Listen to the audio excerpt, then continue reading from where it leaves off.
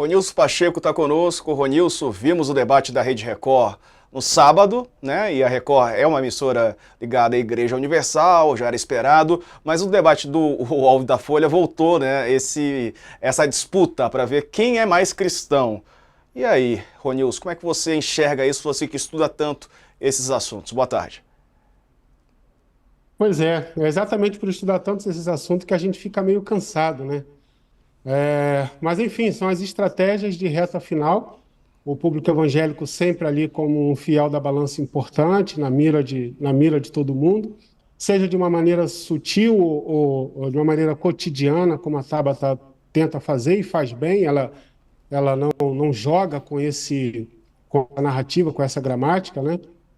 Seja das maneiras mais taxativas e provocativas, que é como o Pablo Marçal fez hoje, transformou um bloco do debate num concurso de estudo bíblico dominical. Quer dizer, quem sabe mais versículo? Eu lembrei da minha infância, das disputas que era a gente ler a Bíblia toda para poder o pastor falar o versículo e a gente falar onde está.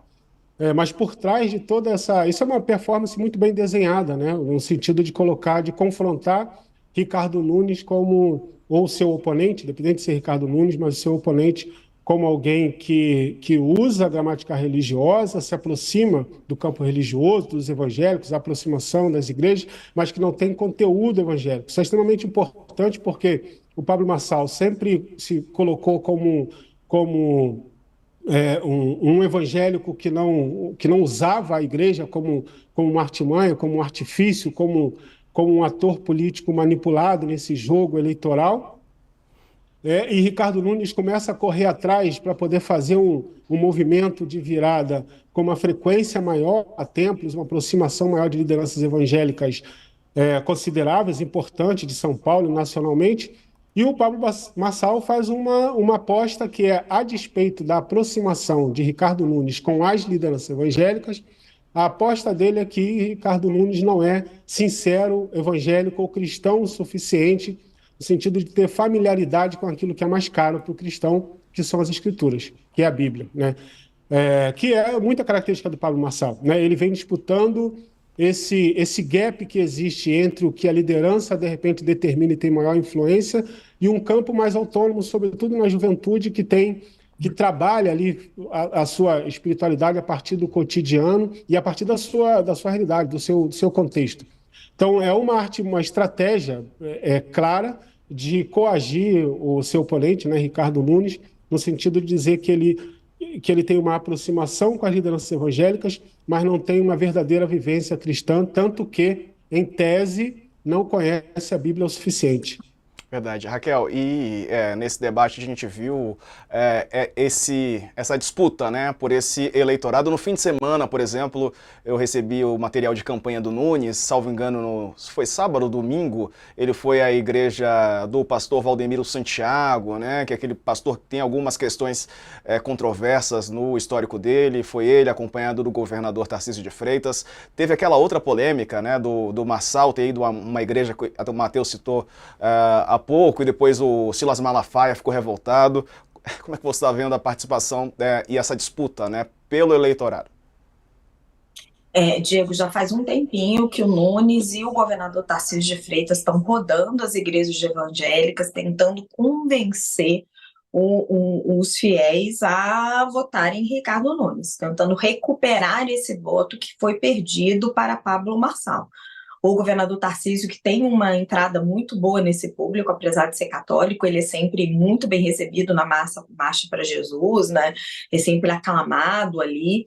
Ele tem feito esse trabalho. A questão toda é que as lideranças da igreja evangélica estão com Bolsonaro, com Tarcísio e com Ricardo Nunes, mas a base está com Pablo Marçal, porque acha que ele encarna melhor os valores conservadores do eleitorado evangélico.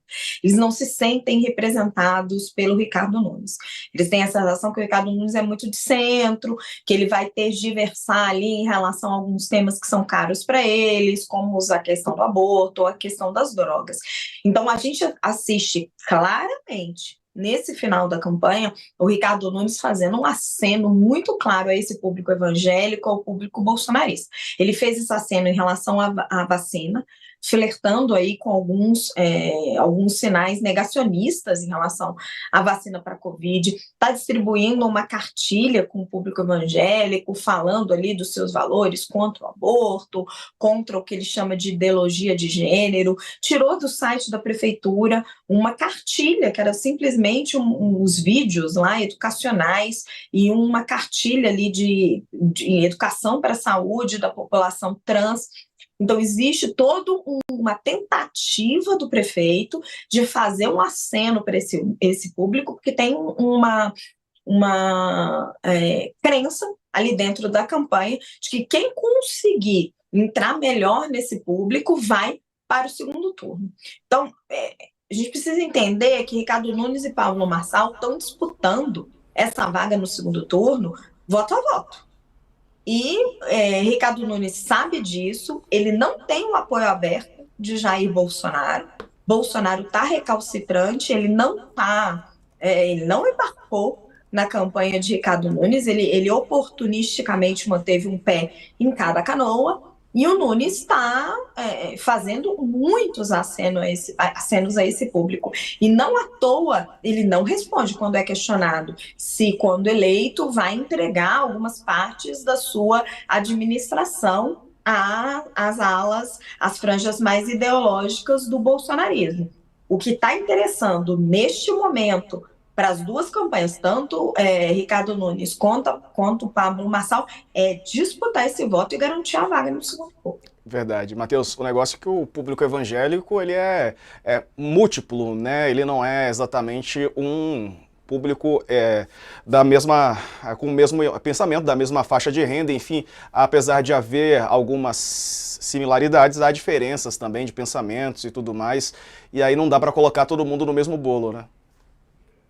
Não dá, não tem essa formação homogênea, né? O Marçal, ele, em algum momento, quando a Tabata fala, olha, não vamos instrumentalizar a religião, ele se defende, aí ele cita os vendilhões do templo, ele cita que Jesus emparedou Pedro, enfim, para dizer, olha, para justificar essa guerra religiosa que ele estava armando ali, né? Ele tem conhecimento da Bíblia, ele usa isso nas palestras dele, né? Ele queria ser pastor em Goiânia. Que aí ele já começou a trazer técnicas de coaching para dentro da igreja, aí tem um racha ali entre as lideranças, e um dos sonhos dele, que era ser pastor, não virou. Mas ele, obviamente, ele estudou, ele sabe, né? Ele tem mais conhecimento. Se a gente lembrar, o Bolsonaro, ele tem toda essa associação com o público mais, vou dizer, conservador, né? Não exatamente religioso, mas assim, o público, dentro dos religiosos, o público mais conservador, falando uma frase, a verdade vos libertará. Ele repetiu isso durante 4 anos de mandato, está repetindo até agora, acho que é a única coisa que ele conseguiu decorar da Bíblia. O Marçal, ele tem mais referência, mas eu não sei se ele tem tanto conhecimento, porque quando ele fala da questão dos vendilhões do templo, ele estava falando contra si mesmo, não tinha a ver com a conversa ali. Então, tem que ver também como é que ele está entrando nessa disputa. O que chama atenção é que, a curto prazo, a briga dele é com o Nunes, para dizer, olha, cristão aqui sou eu, ninguém entende nada. Uma hora ele fala, olha, Tabata, você não quer falar de religião porque você não é cristã de verdade, você não conhece. E aí, quando você não conhece, você fala isso. Foi um dos ataques dele. Mas ele está chamando o Ricardo Nunes para briga, mas tem uma briga ali que é de médio e longo prazo, que é com o próprio bolsonarismo.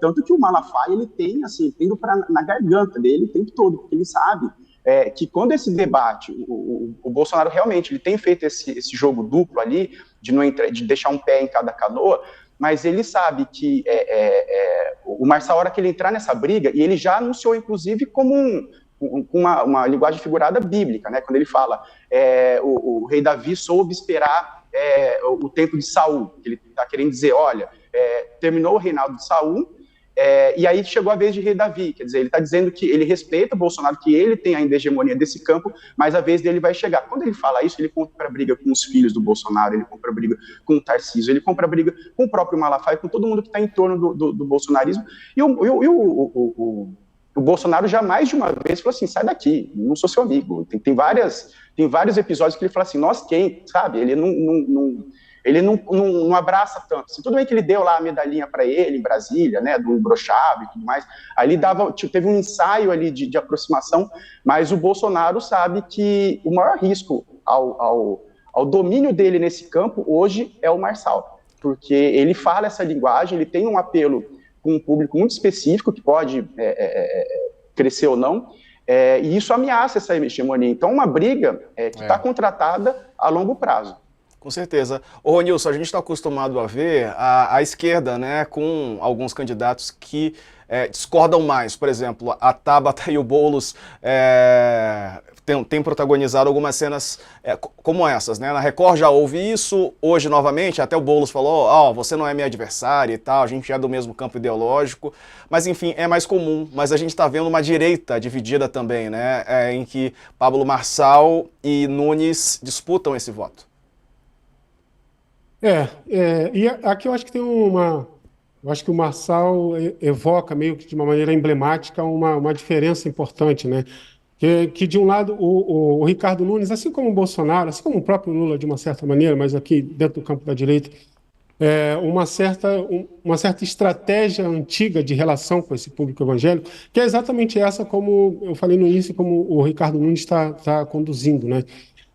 Que é essa ideia de que você se aproxima das grandes lideranças, você tem quase que automaticamente a membresia, grande parte dessas ovelhas, vamos colocar assim, desses grandes pastores. Então, uma certa estratégia que funcionou durante muito tempo, ou pelo menos que ocupou grande parte da estratégia política das grandes lideranças políticas para se relacionar com esse campo, foi acesso às grandes lideranças. Então, você disputa a família Bezerra, você disputa a família Ferreira, né? Você disputa Edir Macedo, disputa Valdomiro, disputa R.R. Soares, dispute as grandes lideranças que, se eles estão contigo, eles trazem quase que automaticamente para você grande parte da sua membresia. Então, a gente está falando aí de milhões de votos, que é extremamente importante, sobretudo numa cidade como São Paulo, como Rio de Janeiro.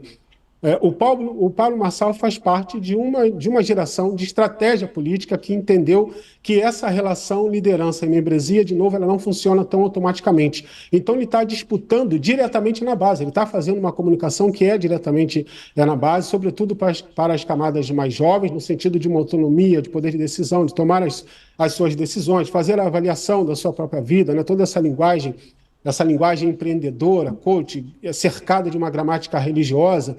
Então, ele está fazendo uma disputa que a partir da base. Obviamente, ele até foi numa igreja, teve todo aquele debate de que ele meio que performou, não foi uma adesão da liderança, ele meio que usou aquilo. Então, ele até faz esse jogo de cena, mas a disputa dele, efetivamente, é acreditar que se as lideranças são disputadas, e aí está grande parte desse embate do Marçal, por exemplo, com o Malafaia. Porque o Malafaia faz parte dessa grande liderança que é disputada em termos de autoridade, de poder, de influência, de garantia de grande parte do voto desse campo.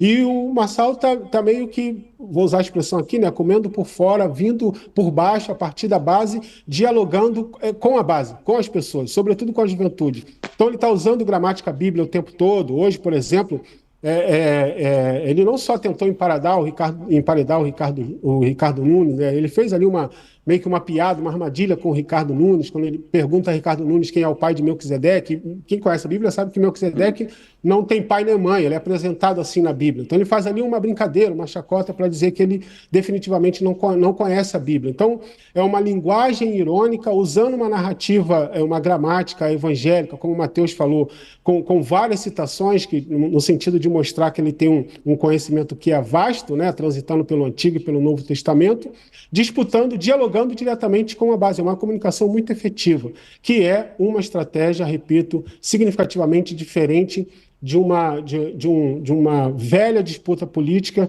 que faz a disputa a partir das grandes lideranças evangélicas.